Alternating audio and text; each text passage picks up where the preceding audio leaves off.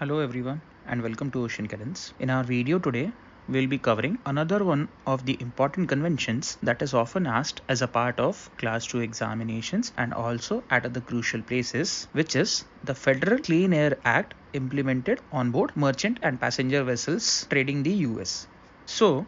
the Federal Clean Air Act is basically a set of comprehensive rules within a convention which is created and dictated by the US federal law.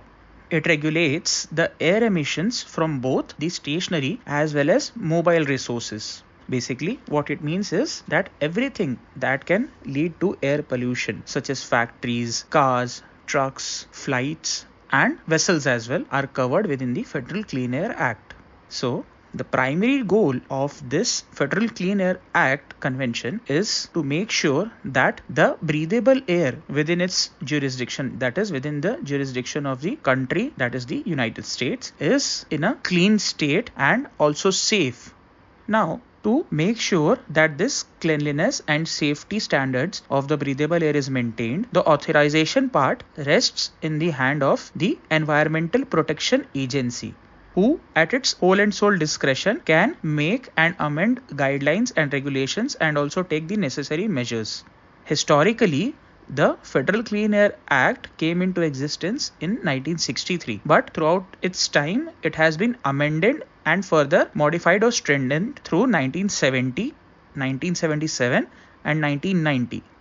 The amendments took place to address things like acid rain, toxic air pollutants and ozone depletion. Within its purview, the Act controls major parameters or major indexes such as the National Ambient Air Quality Standard or the NAAQS, which is setting the limit of pollutants, for example, ozone, carbon monoxide, sulfur dioxide, or particulate matter. It also accessorily executes implementation plans or state implementation plans to maintain and achieve the NAAQS and also sets the performance standards which are important for regulating the emission from the modified industrial resources, which is given under the new source performance standards. In total, 189 toxic air pollutants are identified under the hazardous air pollutants or the HAPs, which come under the major provisions of this Act.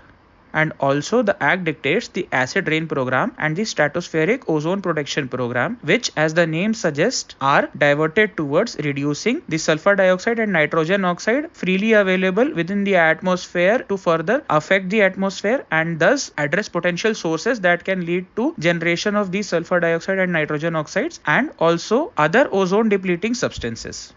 We also need to understand that this law precisely applies to vessels in two circumstances. One, that it is a US flagged vessel, or two, where a certain vessel is trading within the exclusive economic zone of the US waters, which is also described as within 200 nautical miles from the declared coast of the US waters. So that is how this particular regulation is implemented on board. The Clean Air Act controls through itself the marine compression ignition systems, that is basically the IC engines that we have on board through the CAA section 213, and it does so by covering the emission standards for the marine diesel engines by segregating them under category 1, 2 and 3.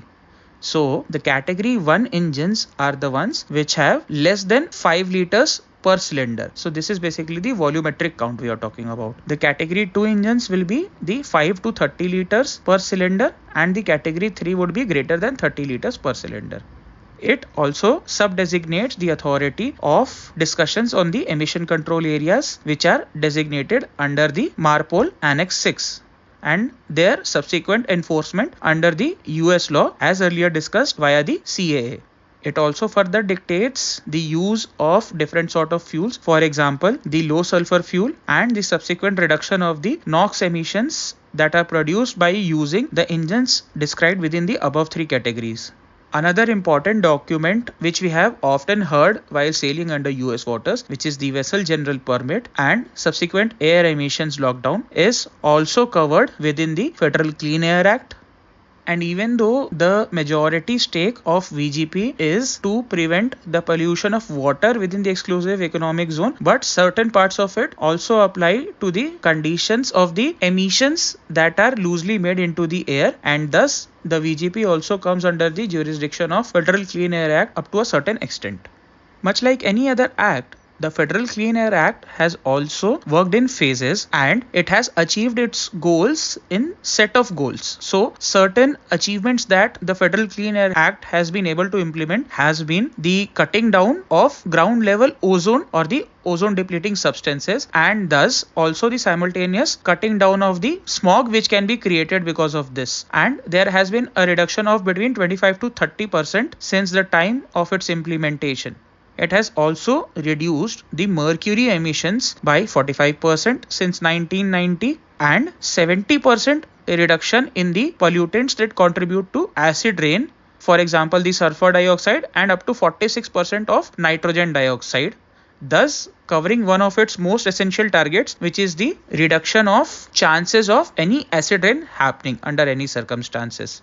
The Act in terms of regulations dictates that the dark smoke which is emitted from the chimney of a vessel, so basically the exhaust outlet or our funnel is regarded as the chimney in terms of terminology. So basically the dark or black smoke which is coming out of this funnel technically is in terms of period dictated by the column 2 and in terms of case specified by the column 1. So these are basically the subcategorizations, like for example which part is being covered or which particular component is being covered is covered under the column 1, and the time period up to which the emission is allowed is covered within the column 2. And it dictates that continuous emissions of dark smoke caused otherwise than by the soot blowing of a water tube boiler should not exceed, in the cases of class 1 and 2, that is the classes 1 and 2 for this particular construction of boiler, it should not exceed greater than 4 minutes. But if the same rule was to be applied to a natural draught oil fired boiler, then in that case it would be in class 4, and that would be the maximum limit of 10 minutes. However, in no case shall the black smoke be emitted for more than 3 minutes in an aggregate of any period of 30 minutes. That is, the limiting period of 30 minutes, you get a total emission maximum limit time of 3 minutes and not more than that. What's also important is to understand that the definition of dark smoke or black smoke can technically vary, and that is why within the Act itself it has been clarified that the black smoke or dark smoke criteria is fulfilled by matching the color or basically the occurrence onto the Ringelmann chart, and it should appear as dark or darker than shade 4 on the chart. So basically anything which is in terms of black smoke dark enough or darker than the shade 4 of the Ringelmann chart would be technically covered as the black smoke, and all the criterias and the regulations that are discussed above will apply to those emissions.